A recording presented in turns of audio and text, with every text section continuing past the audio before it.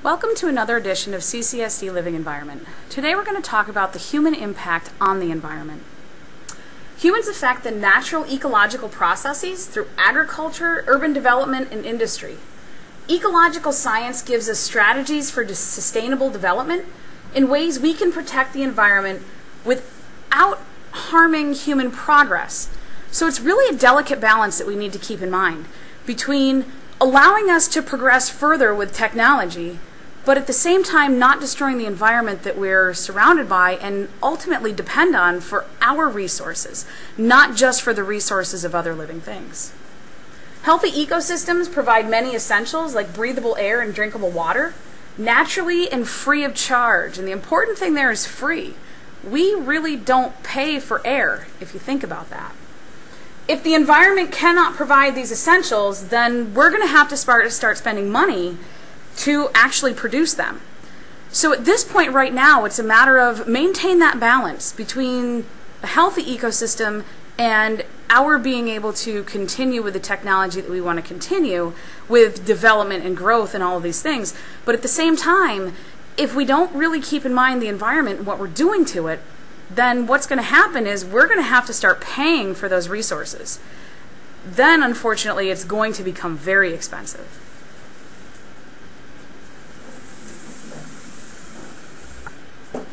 So we have two options for resources. The first being renewable resources, essentials that can be produced or replaced by a healthy ecosystem, like new trees growing replacing old trees that were cut down, wind and water, all of those things the environment can replace itself. They're renewable, they'll come back. Versus non-renewable resources that are essentials that cannot be replaced by a natural process in a reasonable amount of time. And I think the key in that whole thing is reasonable amount of time. It's not to say that the environment maybe couldn't put it back eventually, but not in an amount of time that's going to be useful for us. And the biggest one there are our fossil fuels, like coal, oil, and natural gas. Those things just don't get put back quickly enough that it's going to affect us, or at least benefit us the way we want it to. Keep in mind that natural resources, whether they're renewable or non-renewable, we have to learn how to use those things without destroying the environment. So it's not just a matter of having those resources, but how can we use them and not have a major significant impact on the environment? That's the delicate balance. So really, hopefully what you're going to start to understand is that most of this stuff, when it comes to humans in their environment and how we've impacted our environment, it comes to a nice balance. We need to balance between our use that we want and need, but we also don't want to trash the environment while we're at it, because we do depend on it. Whether it's for food or shelter, water, whatever it is that our dependencies are, we can't trash the environment that's providing for us. And that takes us to this idea behind sustainable development. Sustainable development provides for human needs, while at the same time it preserves the ecosystem that produces the natural resources. We need to find that balance, and we're going to say that many, many times, because we have to come to a point where we're at a balance with our environment. Otherwise, we're not going to have anything left, and we just can't produce all of those things. So at this point, sustainability is really where most of environmentalists are taking what we're doing. And when a project is looked at, we need to look and see, okay, how can we sustain this? Or what is the sustainability over time?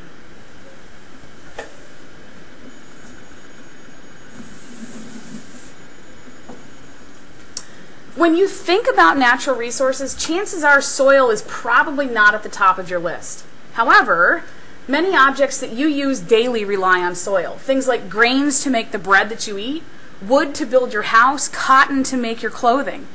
All of those things grow in the soil. All of those things depend on the soil. So we don't always think about soil as a resource, but it is a pretty important resource to our way of life. Healthy soil supports both agriculture and forestry. It really helps out with both of those things. So what are we concerned with soil? There's always the pollution concern, but more with soil, it's an erosion concern. Soil erosion is the removal of soil by wind or water, organic matter and minerals that make the soil fertile so we can grow things in it are carried away when the soil is badly eroded. This process is called desertification. It's basically the idea of turning what once was fertile, good land with nice, rich soil into a desert where we can't grow anything. That process, they're telling us now, about 40% of the earth is actually considered at risk for desertification. If it's at 40%, how much are we going to have left in another 5 years? Another 10 years? Where are we going to be? We're not going to have anything left to grow the wood to build your home, to grow the cotton to make your clothes, to grow the grains and other vegetables or fruits that we need to eat and survive. If 40% is at risk now, we have to start making conscious efforts today. So really, this soil erosion problem, we don't think about it often. It's going to be and has become a huge problem. So it's not just soil pollution. That is a problem, but it's this concept of soil erosion.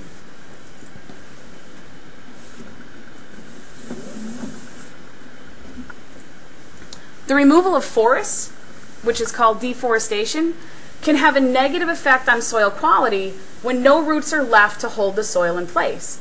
At that point, it's easily washed away. So you think, all right, well, we'll just go out and cut down some trees in this area, we don't have to worry about it. Well, a lot of times what happens when you cut down trees in a certain area, now the roots aren't there to hold the dirt.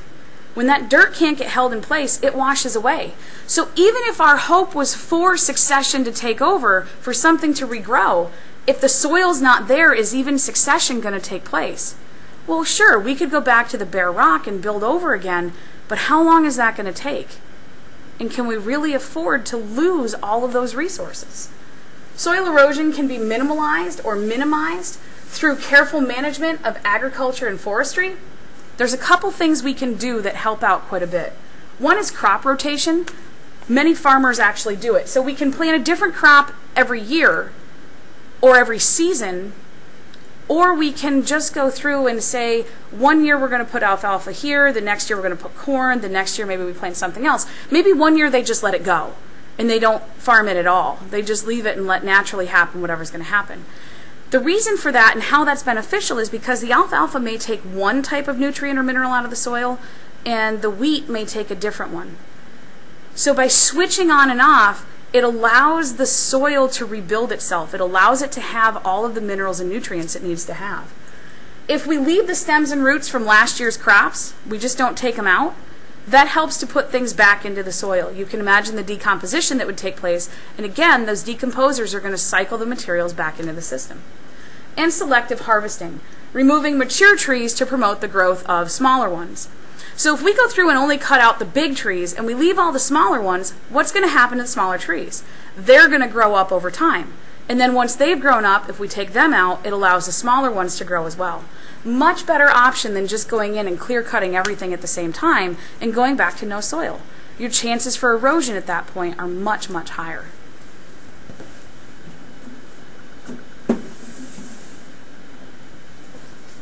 Humans depend on fresh water and freshwater ecosystems for drinking water, industry, transportation, energy, and waste disposal. In many places, fresh water supplies are very limited. We are very fortunate where we live that we have a supply of fresh water. That's not true in all places where people live. So we don't always think about it and take it into consideration like we should. Being this close to the Great Lakes, that's a huge source of fresh water, one of the largest there is. So unfortunately, we get a little lazy sometimes with being concerned about fresh water and keeping our fresh water resource. Only about 3% of the Earth's water, remember, is fresh water, and most of that is locked up in the ice at the caps or at the poles. We can't get to it. Most of it's frozen. Fresh water sources can be affected by different kinds of pollution, and I just want to throw out there the word pollutant and make sure we have a clear definition. A pollutant is a harmful material that can enter the biosphere. So it doesn't matter if it's going into the air, into the water, into the soil. Anytime it can harm the biosphere, we would consider that a pollutant. And really, when we're talking about water, we're very concerned about pollution. And water pollution is at the top of the list. Whether it's something like mercury from industry or plastics that we throw away because they're not biodegradable.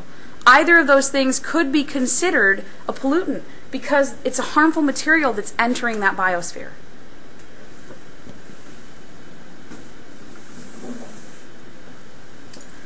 The primary sources of water pollution are industrial and agricultural chemicals, residential sewage, and the chemicals that are released into the air by automobiles.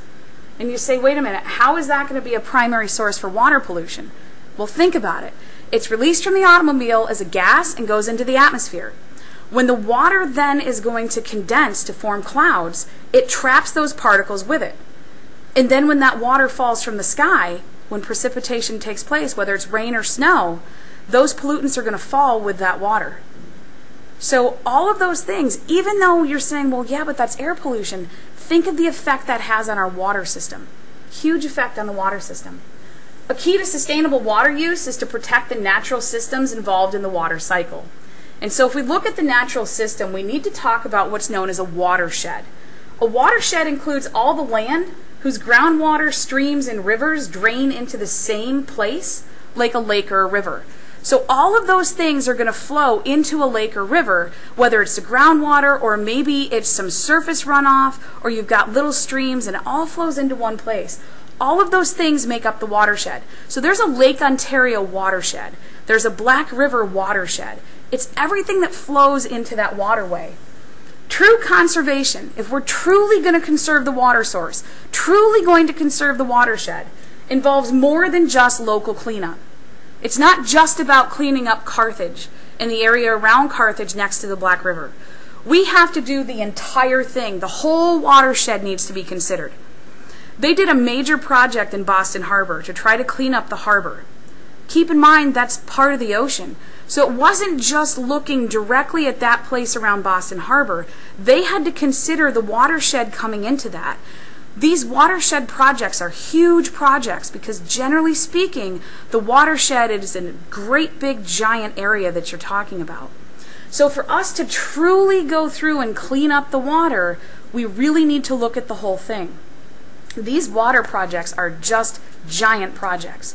Thankfully, more and more they're doing that, and they're finding that the further they reach away, the cleaner the water is when they test it closer to home.